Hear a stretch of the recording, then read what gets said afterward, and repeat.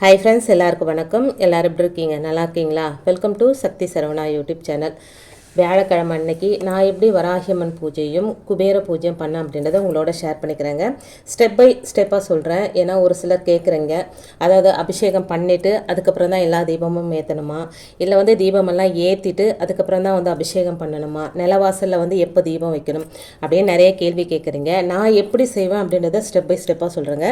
இப்போ பூஜை அறையெல்லாம் நீட் பண்ணி வச்சிட்ருக்குறேங்க. பூவெல்லாம் இன்னும் எதுவும் வைக்கல, எல்லாம் நீட் பண்ணி வச்சுருக்கிறேன். இப்போ பூக்களை எல்லா தெய்வங்களுக்கும் வச்சுட்டு அதுக்கப்புறம் நம்ம நிலவாசலில் தீபம் ஏற்றிட்டு தாங்க வீட்லேயே நம்ம பூஜை அறையில் தீபம் ஏற்றணும். வீட்டில் பூஜை அறையில் தீபம் ஏற்றிட்டு அதுக்கப்புறம் தான் வராகியம்மனுக்கோ இல்லை எந்த சிலைக்கு அபிஷேகம் பண்ணுறதா இருந்தாலும் தெய்வங்களை வீட்டுக்கு வர வச்சுட்டு அதுக்கப்புறம் அபிஷேகம் பண்ணணுங்க. பொதுவாக வியாழக்கிழமை அன்னைக்கு நம்ம குபேர பூஜை பண்ணுவோம். குபேர தீபத்தை முதல்ல நிலவாசலில் ஏற்றணுங்க. நிலவாசலில் ஏற்றிட்டு அதுக்கப்புறம் தான் வீட்டில் ஏற்றணும். இன்றைக்கி வளர்வரை பஞ்சமியும் சேர்ந்து வந்திருக்கிறதுனால பஞ்சமி தீபமும், அதாவது 5 முக தீபமோ இல்லை 5 அகல் விளக்கில் தனித்தனியாக வச்சு தீபம் ஏற்றுறதோ ஏற்றலாங்க. இப்போ பூக்களால் பூஜை அறையை நல்லா அலங்காரம் பண்ணி வச்சுட்டேங்க. அதுக்கப்புறம் உருளியில் நம்ம பூ சேர்த்துக்கலாங்க. உருளியில் போடும்போது பச்சை கற்பூரம் போடலாம், ஏலக்காய் போடலாம். நான் கொஞ்சம் ஜவ்வாது பவுடர் மிக்ஸ் பண்ணியிருக்கிறேங்க. ஜவ்வாது பவுடர் மிக்ஸ் பண்ணி அதுக்கு மேலே இந்த பன்னீர் ரோஸ் வச்சு வைக்கும்போது நம்ம பூஜை அறையை நல்லா கமகமன்னு வாசனையாக இருக்குங்க. இது பண்ணி எடுத்து வச்சுட்டு இது இப்போ நிலவாசலில் தீபம் ஏற்றுறது எப்படி நான் ஏற்கனவே சொல்லியிருக்கேங்க. உங்களுக்கு ஒரு தட்டு, அதில் பச்சரிசி, ஒரு 5 ரூபாய் நாணயம், இதில் விற்கிற நாணயங்களெல்லாம் நம்ம பத்திர பண்ணி வச்சுக்கணுங்க. இது நம்ம செலவு பண்ணிடக்கூடாது. நம்ம உண்டியல் சேர்த்து வைக்கிறோம் பார்த்தீங்களா, அதில் கூட நம்ம இதை போட்டு வைக்கலாங்க. ஒரு அகல் விளக்கு, மஞ்சள் குங்குமம் வச்சுட்டு அதில் 5 டைமண்ட் கல்கண்டு, அதுக்கப்புறம் ஜவ்வாது பவுடர் கொஞ்சம் மிக்ஸ் பண்ணிக்கிறேங்க. ஜவ்வாது பவுடர் போட்டு நீங்கள் தீபம் ஏற்றி பாருங்கள், நல்ல ஒரு அரோமா கிடைக்குங்க. நல்ல ஒரு ப்ளசண்ட் மைண்டு நமக்கு கிடைக்கும். இப்போ இதுக்கும் பூக்களை வச்சுக்கிறேங்க. இதை அப்படியே கொண்டு போயிட்டு நிலவாசலில் குபேர நினச்சி ஓம் குபேராய நமக, ஓம் லக்ஷ்மி குபேராய நமக அப்படின்னு சொல்லிக்கிட்டு இந்த தீபத்தை ஏற்றணுங்க. இந்த தீபம் வடக்கு திசை நோக்கி எரியணுங்க. இதுக்கு தீபதூப ஆராதனையெல்லாம் காமிச்சிடலாங்க. நான் சாம்பிராணி தாங்க காமிச்சிக்கிறேன். காமிச்சிட்டு அதுக்கப்புறம் தான் நம்ம வீட்டில் போயிட்டு எல்லா தீபத்தையும் ஏற்றணுங்க. நம்ம யூஸ்வலாக எத்தனை தீபம் ஏற்றுவோமோ அந்த தீபமெல்லாம் ஏற்றிட்டு அதுக்கப்புறம் வராகி அன்னைக்கு அபிஷேகம் பண்ணுறது, இல்லை மகாலட்சுமி தாயாருக்கு எந்த சிலைக்கு அபிஷேகம் பண்ணுறதா இருந்தாலும் அதுக்கப்புறம் தாங்க அபிஷேகம் பண்ணணும். அபிஷேகம் பண்ணி முடிச்சுட்டு இப்போ பஞ்சமி தீபம் நம்ம அதுக்கப்புறமா ஏற்றிக்கலாங்க. பஞ்சமி தீபமும் சரி, குபேர தீபமும் சரி, யூஸ்வலாக ஏற்றுற தீபம்லாம் ஏற்றிட்டு நம்ம ஸ்பெஷலாக ஏற்றுற தீபத்தை மட்டும் அபிஷேகம் அலங்காரம்லாம் பண்ணி முடிச்சுட்டு அதுக்கப்புறமா ஏற்றினங்க. இப்போ பூஜை அறையில் எல்லா தீபத்தையும் நான் ஏற்றிக்கிறேங்க. இந்த ப்ராப்பரான விஷயம் நிறைய பேருக்கு தெரிஞ்சிருக்கும். புதுசாக இப்போ தான் பூஜை பண்ணுறவங்களுக்கு தெரியல. நிறைய பேர் டவுட்டு கேட்குறீங்க. அதனால தாங்க உங்களுக்கு ஸ்டெப் பை ஸ்டெப்பாக சொல்கிறேன். வீடியோ ஸ்கிப் பண்ணாமல் ஃபுல்லாக பாருங்கள், அப்போ தான் உங்களுக்கும் தெரியும். இது கூட எடுத்தோடனே நம்ம எல்லாம் கற்றுக்கலங்க. எனக்கு பக்கத்தில் விநாயகர் கோயில் ஐயர் ஒருத்தர் இருக்கார். அவர் எனக்கு ஸ்டெப் பை ஸ்டெப்பாக சொல்லி கொடுத்துருக்குறாருங்க. அதை வச்சு தான் நான் செய்கிறேன். அதை தான் உங்களோடையும் ஷேர் பண்ணிக்கிறேன். இது எங்களுக்கு எல்லாருக்கும் தெரியும், முன்னாடியே தெரியும், நீ புதுசாக சொல்கிறியா அப்படின்னு என்ன கேட்காதீங்க. ஒரு சிலர் கேட்குறீங்க கமெண்ட்டில், அதுக்காக தாங்க சொல்கிறேன், தப்பாக நினச்சிக்காதீங்க. இப்போ எல்லா தீபத்தையும் ஏற்றிட்டு எப்பவும் போல் வராகியம்மனுக்கு அபிஷேகம் பண்ணிக்கிறேங்க. இன்றைக்கி பஞ்சமி அப்படின்றதுனால 5 அபிஷேகம் பண்ணிக்கிறேங்க. பால், மஞ்சள், குங்குமம், தயிர், கடைசியாக பன்னீருங்க. கடைசியாக நம்ம அபிஷேகம் பண்ணுற அந்த பன்னீரை தனியாக கலெக்ட் பண்ணி வச்சுட்டு அதை வீடு ஃபுல்லாக தெளிச்சு விட்டோம் அப்படின்னா நல்ல ஒரு வாசமாகவும் இருக்கும். எதிர்மறை ஆற்றல்கள்லாம் வீட்டை விட்டு வெளியே போயிடுங்க. நல்ல ஒரு பாசிட்டிவ் எனர்ஜி நம்ம வீட்டுக்கு கிடைக்கும். இன்னொரு டவுட் என்ன கேட்குறாங்க அப்படின்னா, ஒவ்வொரு அபிஷேகத்துக்கும் தீபதூப ஆராதனை காமிக்கணுமா அப்படின்னு கேட்குறாங்க. எனக்கு சொன்னது தாங்க. இப்போ பால் அபிஷேகம் பண்ணிட்டோம், அதுக்கு மஞ்சள் குங்குமம் வச்சுட்டு ஒரு பூ வச்சுட்டு தீபதூப ஆராதனையெல்லாம் காமிக்கணுங்க. அப்போ தான் ஒரு அபிஷேகம் முடிஞ்சதா கணக்கு. நம்ம பால், அதுக்கப்புறம் தயிர் உடனே ஊற்றிட்டு கடைசியாக தீபதூப ஆராதனை காட்டலாம் அப்படின்னா அது ப்ராப்பர் கிடையாதுங்க. ப்ராப்பராக செய்யணும்னா ஒவ்வொரு அபிஷேகத்துக்கு அப்புறமும் தீபதூப ஆராதனை காமிக்கணும். அந்த டவுட் கிளியர் ஆயிருக்கும்னு நினைக்கிறேன். இப்போ மஞ்சள் அபிஷேகம் பண்ணுறாங்க. எப்போவுமே பாருங்கள், மஞ்சள் அபிஷேகம் பண்ணும்போது அவங்களுடைய ஃபேஸு, நம்ம அந்த தண்ணி ஊற்றும் போது அவங்களுடைய ஃபேஸ் பார்க்குறதுக்கு அவ்வளோ ஒரு அழகாக இருக்குங்க. அதை எப்படி எனக்கு வார்த்தையால் சொல்ல தெரியல. ஒரு சிலர் இவங்களை பார்த்தாலே பயப்படுறாங்க, இவங்களா அப்படின்னு சொல்லி. ஆனால் எனக்கு இவங்களை பார்த்தா அந்த ஒரு என்ன சொல்கிறது, மனசுக்குள்ளே இனம் புரியாத ஒரு சந்தோஷம் வருதுங்க. அதுவும் மஞ்சள் அபிஷேகத்தில் அம்மா அவ்வளோ அழகாக இருப்பாங்க. உங்களுக்கு எப்படி தெரியுது, உங்களுக்கு எப்படி ஃபீல் ஆகுது அப்படின்றத என்னோட கண்டிப்பாக ஷேர் பண்ணிக்கோங்க. இப்போ மஞ்சள் அபிஷேகம் முடிஞ்சுட்டு நான் தண்ணி ஊற்றுறேன் பாருங்கள். அவங்க ஃபேஸை மட்டும் பாருங்களேன், அப்படியே கூஸ் பம்ப் வருது பாருங்கள். உண்மையில் அப்படியே அவங்க ஃபேஸை பார்த்துட்டே இருக்கலாம் போல் இருக்குங்க எனக்கு.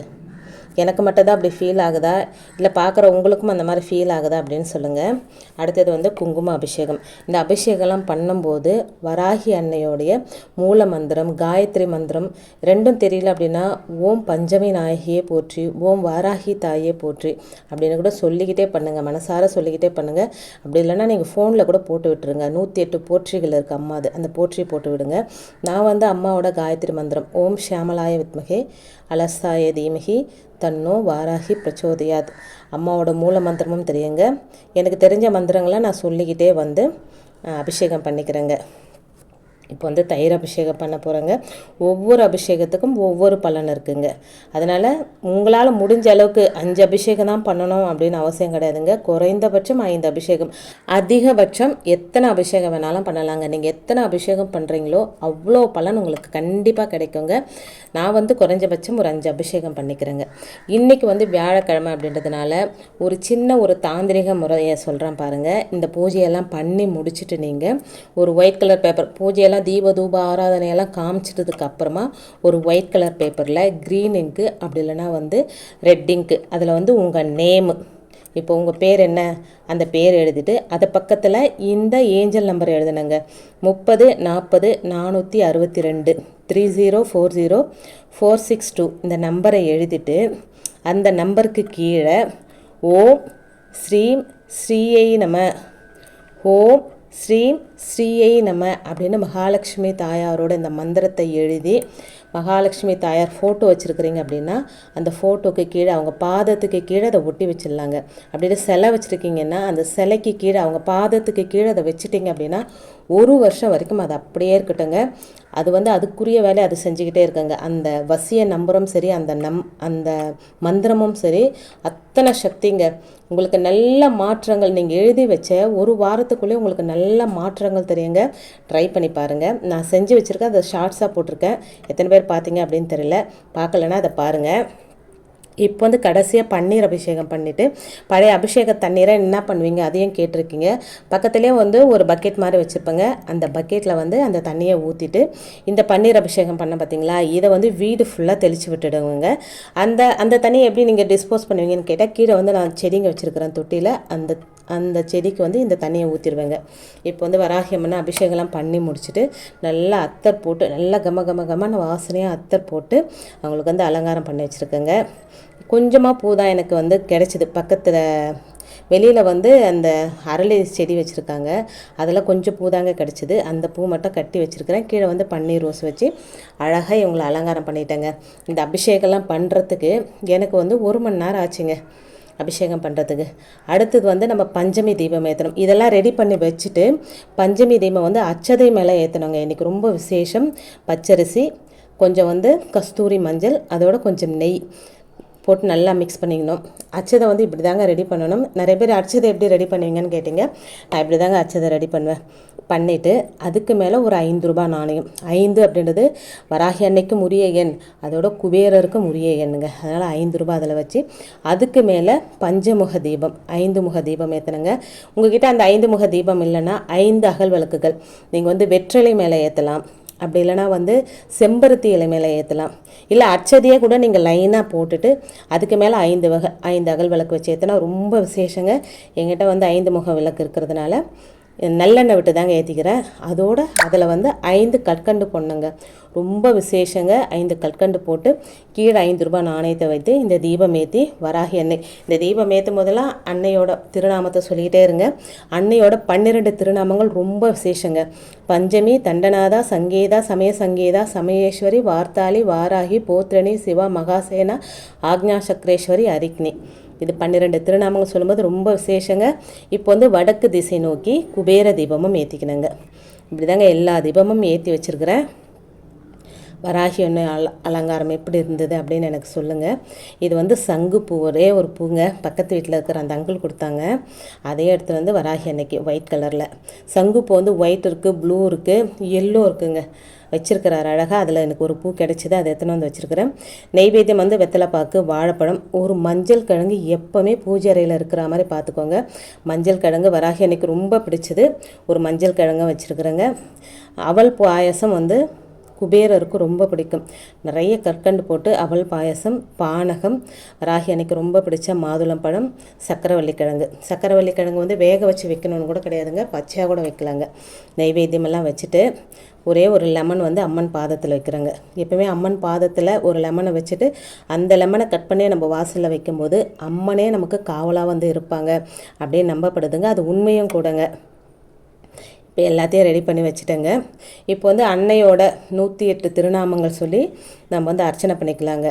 108 திருநாமங்கள் தெரியல அப்படின்னாலும் ஓம் வாராகியே நமக, ஓம் பஞ்சமி நாயகியே நமக அப்படின்னு சொல்லி கூட நம்ம வந்து போற்றி சொல்லி அர்ச்சனை பண்ணிக்கலாம்.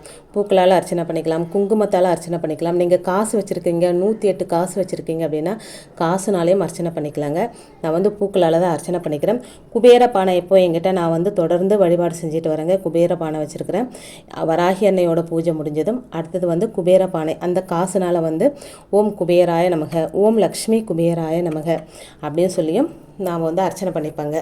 குபேரருக்கு ரொம்ப பிடிச்ச நெல்லிக்காயை ஒரு பக்கத்துலேயே நான் வச்சிட்ருக்கேங்க. வியாழக்கிழமை தோறும் ஒரு நெல்லிக்காவை நீங்கள் வச்சு வழிபாடு செஞ்சு பாருங்கள், நல்ல ஒரு பலன் கிடைக்குங்க. இந்த காசு சவுண்டு ஒரு 3 தடவை நான் அர்ச்சனை பண்ணிக்கிறேங்க. நான் உங்களுக்கு ஒரு தடவை தான் காமிச்சிருப்பேன். சவுண்டு நல்லா வந்து அதில் போடும்போது நல்லா சவுண்டு கேட்கணுங்க, அந்த சில்லற சத்தம் கேட்கணும். குபேரருக்கு ரொம்ப பிடிக்குமாங்க.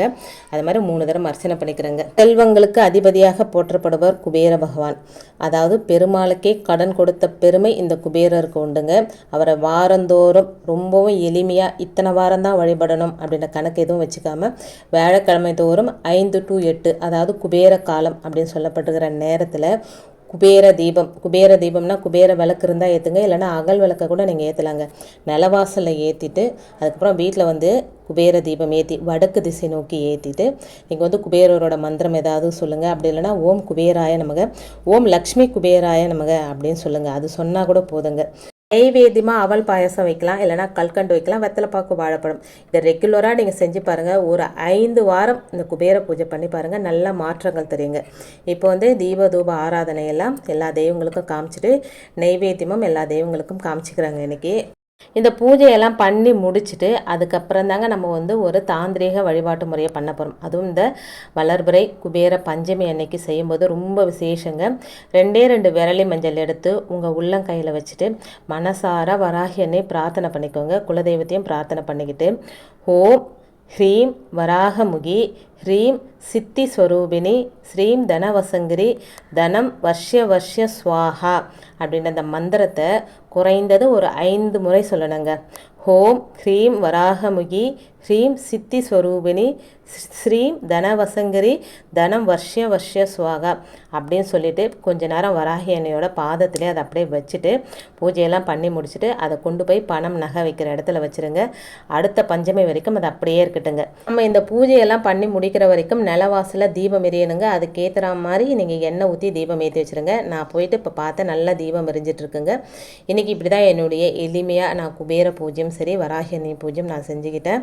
என்னுடைய பூஜை எப்படி இருந்தது, உங்களுக்கு பிடிச்சிருக்கா அப்படின்னு சொல்லி எனக்கு கமெண்ட் பண்ணுங்கள். வீடியோ பிடிச்சிருந்தா லைக் பண்ணுங்கள், சப்ஸ்கிரைப் பண்ணுங்கள், சப்போர்ட் பண்ணுங்கள். இந்த வீடியோ உங்கள் ஃப்ரெண்ட்ஸ் அண்ட் ஃபேமிலிக்கும் ஷேர் பண்ணிவிடுங்க. இன்னொரு எளிமையான ஆன்மீக தகவலோடு சந்திக்கிறேன். நன்றி, வணக்கம், ஜெய் வாராகி.